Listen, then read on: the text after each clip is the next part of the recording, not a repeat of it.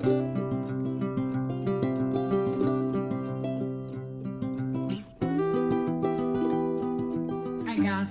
I'm kind of back to back in here off of the last video. It was long enough, and so I wanted to kind of give an intro, but I want to go straight into right after surgery, because I didn't see anything much. I didn't see much of anybody talking about right after surgery, and I'm sure there's there's tons of content out there, but right after VSG, right after the sleeve surgery, as soon as I woke up, I remember my mouth was dry, and I remember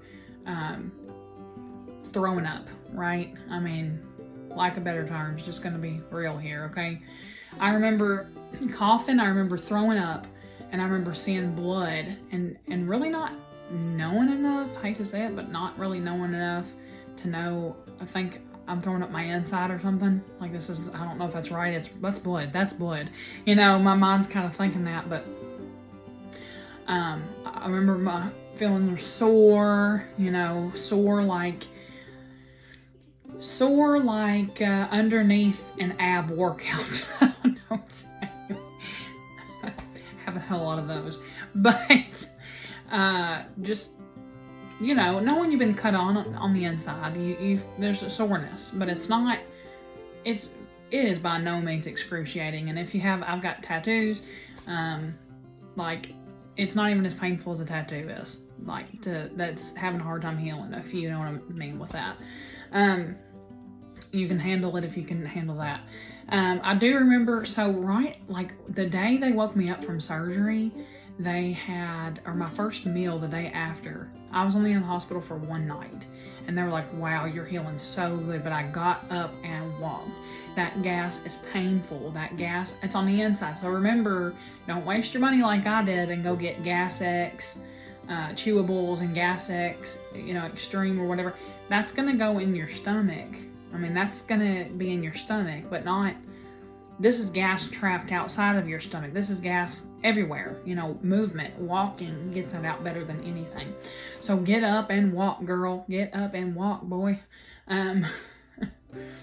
So I was, anyways, I got up out of the bed and I was scooting a rug or whatever you want to call it. I was getting it down the hallway as much as I could. You know, I did feel like the heaviness of my belly, you know, you know, I'm just wearing underwear and the gown, you know, but I was holding that IV. I mean, the first time, just holding that IV pole or whatever and walking, you know, walking through the hospital hallways. I got behind somebody, an elderly woman, and so I had to go pretty slow there for a minute.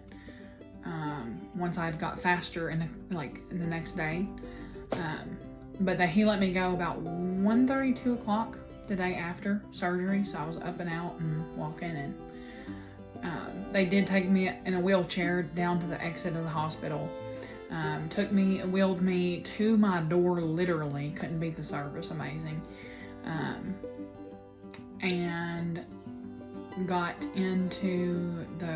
helped me in my car with the transport services with TJ Health.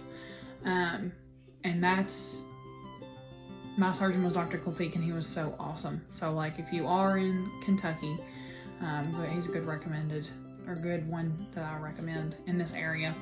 I've also heard really good things about some surgeons around Lexington.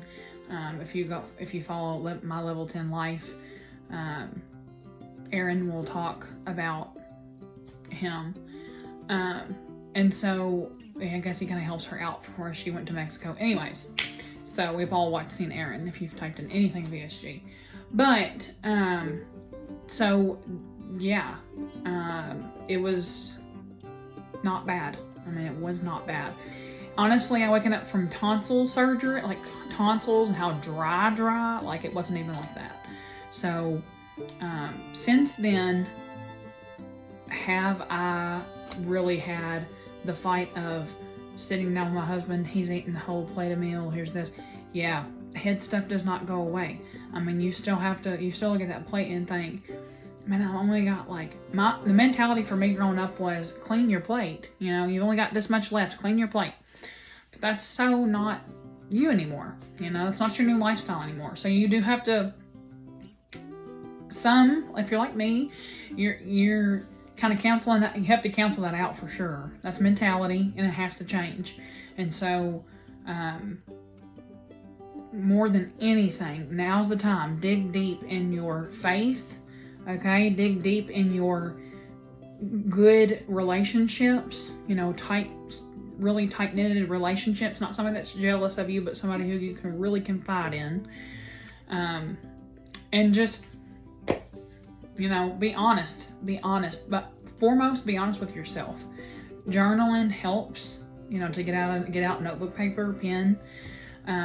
But be honest with you. Be honest with you. What bothers you? Why did you do this? What drew you to do this? What made you ready for a life change? What's your motivation? And it can't just be somebody else. And it can't just be the kids. It can't just be the husband to be the wife he always wanted me to be, because it would end being about him. It would end being about them. And when that subsides, you know, or the kids get grown, whatever, then there's you. So what is it in you that pushed you to do it? Yeah, you know.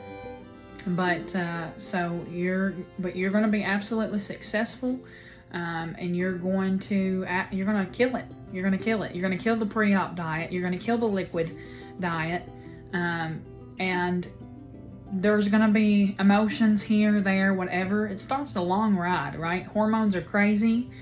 Look, I'm coming to you raw with my hair and everything. Nothing's fixed. Just a t-shirt day.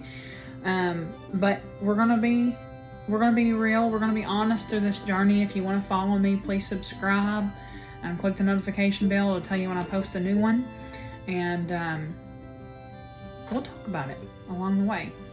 So, update before I go is as of this morning, I'm 420 pounds. And my highest weight, I started this thing out at 511 pounds. Before surgery, I was 478 pounds. This morning, I'm 420 pounds, and I'm exactly 2 months out of surgery. If you are over 350 pounds, you're a great candidate for this. So stop talking yourself out.